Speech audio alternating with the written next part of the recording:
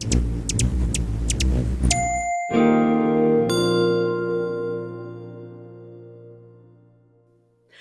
to CharityVillage Connects. Today we're celebrating the winners of the 2022 CharityVillage National Awards. Joining me is Trent Daley of the Islamic Family and Social Services Association, the winner of the Best Contribution to DEI in the Workplace. Congratulations, Trent. Thank you. I wonder if you could tell me about your organization and what it is, the work that you do, and what you do for the organization. Sure. So first I'll start with kind of explaining the organization. We try to explain it in a way that isn't just like the copy paste of like what an organization is. We try to explain it from like a ground level up because we think about the clients and the peers that we serve. So from our perspective, Islamic family supports the mother that is fleeing abuse without making her compromise her identity or her safety.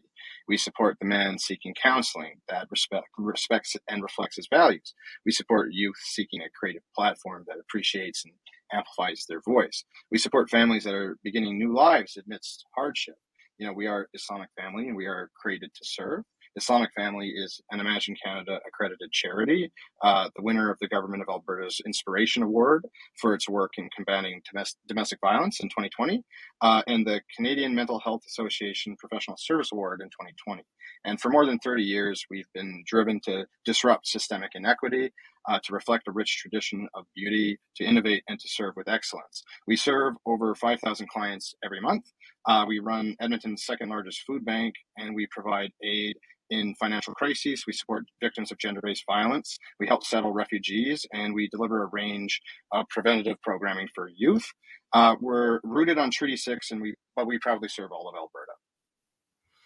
Wow, you are hard at work doing an enormous contribution to your community.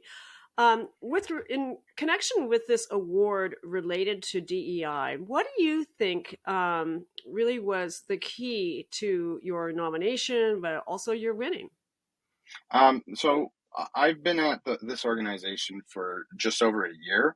I started in, 2021 in September.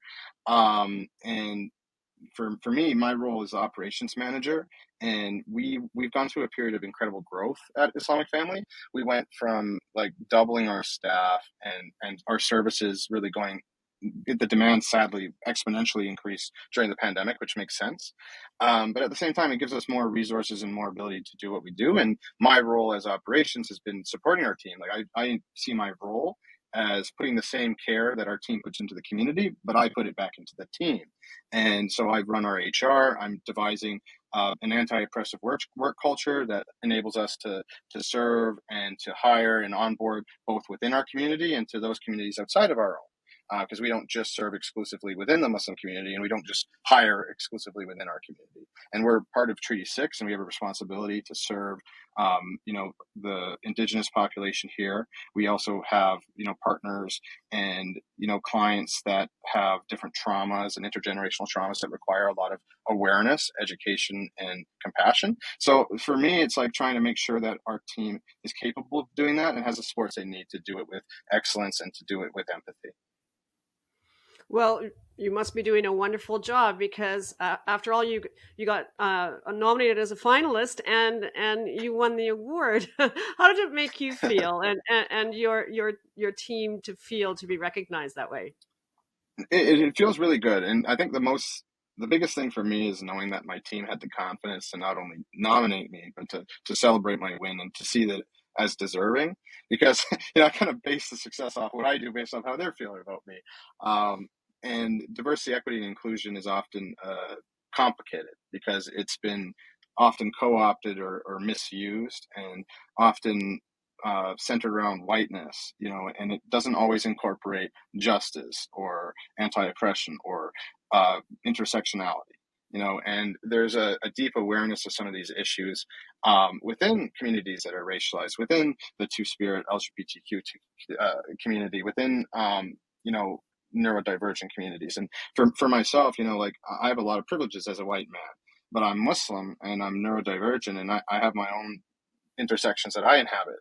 but being aware of our biases, our privileges, and areas where we need to work on, grow, or unlearn is very important. So for me, I'm really happy, and at the same time, it's like we have a lot of work to do as a sector. We have a lot of work to do individually, I think. Well, I'm glad to hear that, and I'm glad that you got to bask in the glory because it's amazing work that you're doing, and I hope you enjoy it. Do you think awards like these are good for the sector and the people in them? I do. I think that recognition is something that it means something, because so often, like I remember most people probably have this experience growing up, especially rurally. Uh, the school you went to, like K to 12, probably had an awards program for top students, maybe for the top of their particular social studies class or subject or grade. And then probably 75-80% of the awards left were for sports. And so like the values for an academic institution to weight certain categories above the others, or to make more room for awards for others, and not, kind of what the institution's there for. Obviously sports are important, but every student or every worker or every person, they want recognition, they want validation. And it's not just on being the best or having the highest mark. It's also about different things. Like some of the categories that you put in were really insightful. It's not just about, having the most outstanding employee, but it's also like, how did somebody support their team? How are you supporting youth? How are you supporting the sector?